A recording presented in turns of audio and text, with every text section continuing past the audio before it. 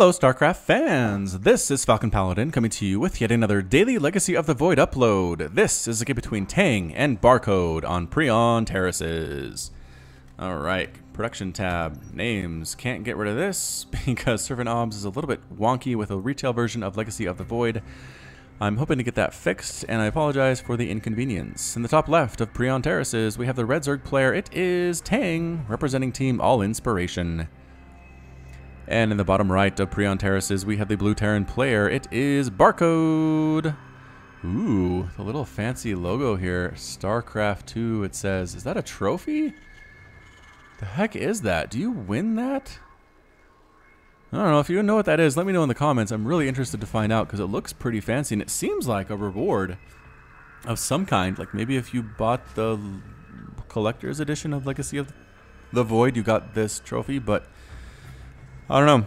We will figure it out. Goodness. That water is doing some weird things to me. Barracks on the way, and there's the gas as well. Might be a Reaper expand. We will have to see from our Terran player. Hatch first as well. Nothing's really changed there. In Legacy of the Void, Zerg still feel safe going hatch first. And there's the pool, and there's the extractor. So hatch first into pool, into extractor here for Tang. About 17 supply. Was where he was standing there with the extractor play. Moving on up as an SCV, I like to see that scout. I do from players that are barcodes, especially getting 3 workers in that refinery as soon as possible, starting to get that gas income. I don't know if it's actually enough to do a Reaper here. It's close. The timing seems a little bit off. 32, 36, 40. No, it's not bad. And what is it? No, Marine instead. Defensive purposes, not going to try to harass the Zerg player whatsoever. Come on, Barcode, you can do that. You need to get there and harass. That is how Terran players win games, is with harass. And really nothing about the early game has changed that much for Zerg. I guess they can get some Zerglings out faster than they used to, which is nice for defense. But at the same time, you should be able to get an army up at the same time, or a little bit faster as well. So I'm not sure why we're seeing such defensive play here. And indeed, it's a Marine expand. That is something of a new build, I guess. Getting a single Marine. Nope, 2 Marines just defend against any Lings that try to come on up here with a full wall here. SCV needs to get inside. Dropping, there we go. Supply depot dropping to let him on in there. And command center being built right in the main base. Very, very safe play here from Barcode. And there goes the factory. Probably going to see a reactor. Indeed it is. Reactor going to be built on the barracks. Swap over that factory onto the reactor for some Hellion harass. And we will see how Tang is able to handle that. Queen pops. Needs to inject. There it is. Good girl. Good girl, Queen. And this one is already injected as well. And there's another Queen popping up. That's a strategy that's been fairly popular in Heart of the Swarm and Legacy of the Void, although I guess we don't see it that much. I want to say it's popular just because I think it's effective, but we don't see it a whole lot. Just getting a bunch of Queens to deal with that early harass. They're good against Marines. They're good against Reapers. They're good against Hellions in enough numbers. They're good against Banshees. So really having that many Queens is never really a bad thing. I don't think they can spread creep for you, which is nice. And again, for that base defense, they're exactly what you need as a Zerg player in today's very, very busy meta for Legacy of the Void. Pops down on the reactor exactly as called. I am such a genius. Hellions on the way. Orbital command being built here right in the main base, and a starport popping up as well. Another reactor coming on for that barracks. I think a swap onto the starport is going to be in order as well. Will we see Liberators? That would be really nice. I'd like to see some Liberator play from these Terrans. So many of them just play this like it's Heart of the Swarm. But in the cast that I've done where players actually go Liberator, they really seem to win a lot more often. I mean, it's not a guarantee. It's not something I could say, Terran players, make Liberator. It's a win now button. But it really is very powerful. Those circles of death that they make, walking into those is a scary situation no matter how good you are as a player. So good news indeed. What popped up here? Some scouting Lings came up. They got roasted by the Hellions. No big deal. 2 Lings died. They did scout out the command center, though. I think they saw that. But that's something you can really expect to see from Terran at this stage of the game, is getting that expansion command center. No big deal. Yep. Dropping on to the reactor for... Oh, double Liberator. Oh, Barcode. You make me feel so good.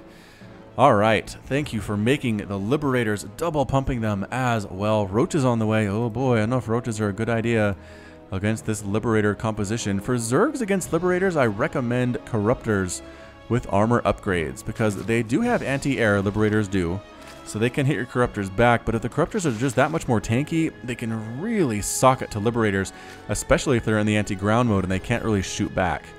So I like this. I like this play indeed to work out in favor of Barcode.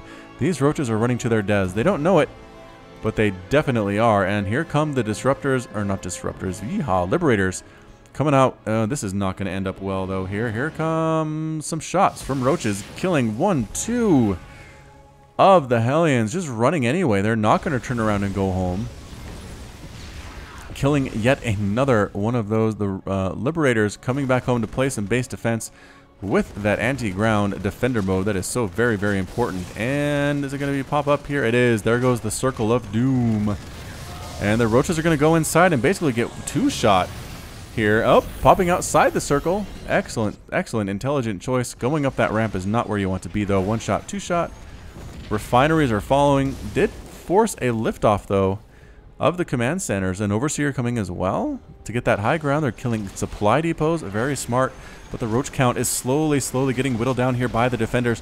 Oh, defender mode just tearing through this Roach ball. There are only 3 left. More Roaches on the way, though. Tang being super aggressive with this build. The Roaches are going after SCVs using the Liberty missiles. Is that what they're called? I always forget. Oh, now they're called Lexington rockets. That's new. Lexington rockets used to try to take out that Overseer. There are still Roaches coming on up as well, taking out another supply depot. Desperately trying to throw down the circles. Chang trying to find areas to go where he doesn't actually end up dead is proving to be a little difficult here as Roaches continue to fall from this defender mode ability. More Roaches coming in, though, pretty much stopping all mining from Barcode here. It is 43 to 22 total harvesters. This Roach attack is actually being pretty darn effective. Getting the reactor on the starport is proving very, very nice indeed. But the circles are starting to add up here. The circles are covering most of the main base, and Roaches are falling in burning, fiery conflagrations. A little bit more than Tang would like to see, I think, although he's definitely taking out SCVs at an alarming rate. 20 SCVs have died here for Barcode, and still hasn't managed to land his second orbital command. Tang in a commanding position here. The Liberators, I mean, doing well, but the Roaches are just fast, man. And again, they do take a lot of damage when they walk into those circles there. So finding a good place to stand outside the circle of death to take down yet another refinery. This Liberator comes on over, drops down defender mode. The Roaches come over to the left side there. One does get roasted down. Hellion trying to kill these guys. 2 Hellions trying to provide additional support, but there's been no mining going on whatsoever here.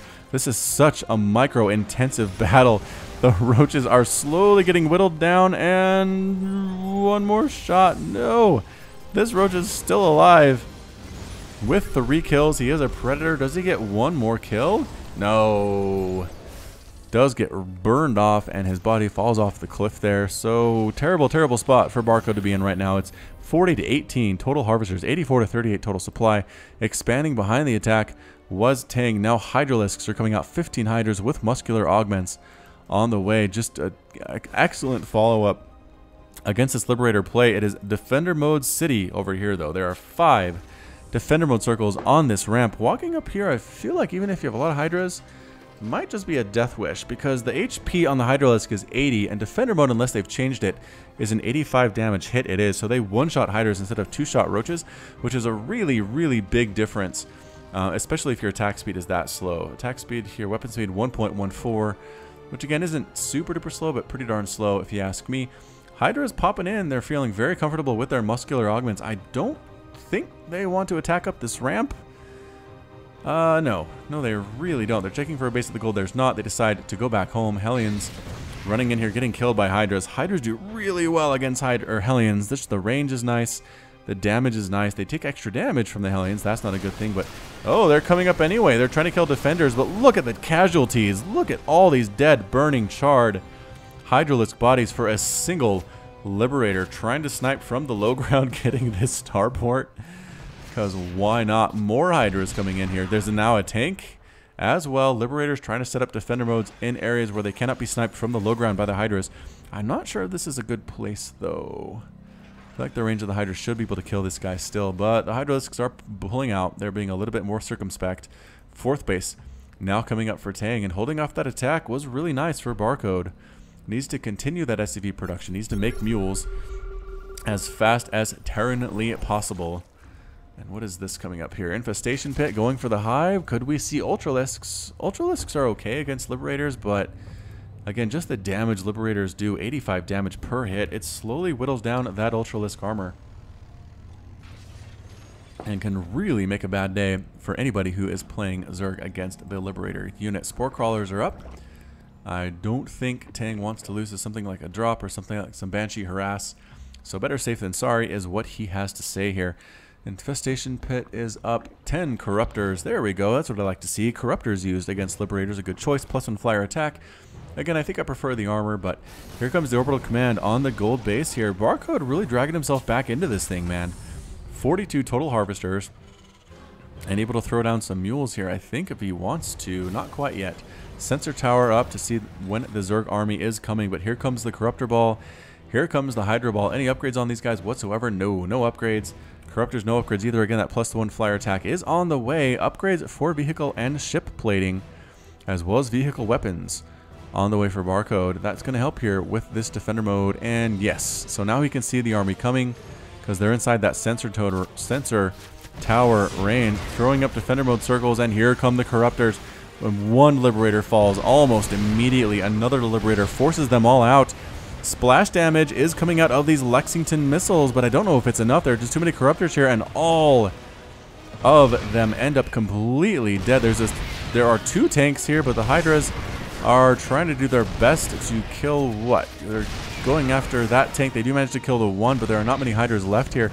Another attack over here with Hellbats roasting up workers, causing a lot of problems for Tang here, and the Hydra attack is getting slowly whittled down. The tank moving out into a position where he can kill these Hydras. I don't think they're being microed very well right now by Tang. He's much more worried about this attack back here. Hellbats are trying to take out this hatchery, which, don't laugh, it can actually be a fairly viable strategy here. More roaches popping on in, Hydras as well on the way to deal with this attack. And guess what? Barcode is safe again. This drop has bought him a lot of time. Hydras come in and outrange the... Ooh, he wants to get this hatchery. Can he get it? No, it's not going to happen. Too much DPS from the roaches and the Hydras. They die under the cover of those Corruptors. 134 to 82 total supply. 45 to 62 workers in favor of our Zerg player.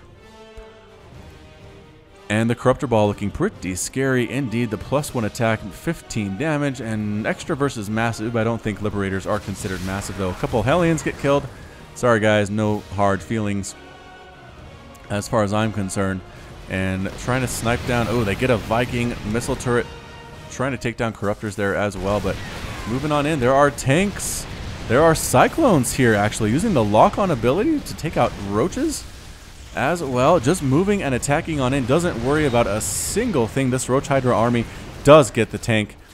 Cyclone coming down, going to use the lock-on ability, I think retreating with all of these SCVs, forcing a liftoff on that orbital command as well. A Thor is going to solo take down this hatchery. Look at that damage. Couple more shots. Yes, does get the hatchery, killing that base. A big deal for Barcode, especially since he lost this orbital command. Ooh, Widowmine shots. 3 kills, 1 kills, and they decide to head on back home. This Thor has 3 kills, but getting surrounded by roaches and hydras, and finally does end up falling. Refinery explodes. No big deal. Sorry, refinery. Nothing personal, I guess is what I want to say there. Here comes the army, though. Corruptors, Hydras, Roaches. Upgrades. Still no upgrades, though. I don't know why Tang is not going for upgrades. Here's the 13-minute mark. He has enough money to do so, but he's kind of neglecting those evolution chambers. We'll have to see if it comes back to bite him in the future. I don't know. Widowmines try to burrow. No, they get killed before they can. There are a few Cyclones here and a few tanks, but I just think at this point the macro is just too much for Tang. 156 to 60 total supply. Tanks on the high ground, a little bit scary, especially against unupgraded Roaches and Hydras, and actually forces him back. Right now, I think Tang is going to play the contain game. Does he want to come up that ramp, though? Oh my goodness, he does. Widowmine shot, killing a bunch of Hydras. The numbers are getting whittled down. The tank here does finally end up falling, and that's it. Barcode's defeated. Tang's victorious, and Barcode has left the game. So yeah, I just think in the end that roach attack was just too much to overcome for Barcode. He lost 20 SCVs in that attack. The Liberators were a good choice, but he couldn't quite cover his entire base with Defender Mode circles, and the Roaches did a great job running circles around them. Tang's micro was super impressive at that point, and he just managed to kind of keep things going, took out this gold base. That was a huge moment for him as well, forces the liftoff, and finally did kill the orbital command, and that was it for Barcode. He just knew he was beat, and he tapped out without even a GG. So thank you so much for watching today. This has been Falcon Paladin with yet another daily Legacy of the Void upload. Hit that like button, hit that subscribe if you like what you saw and what you heard today. You can also catch me on Twitch, Twitter, and Facebook, all at /Falcon Paladin. And until next time, as always, you take care of yourself.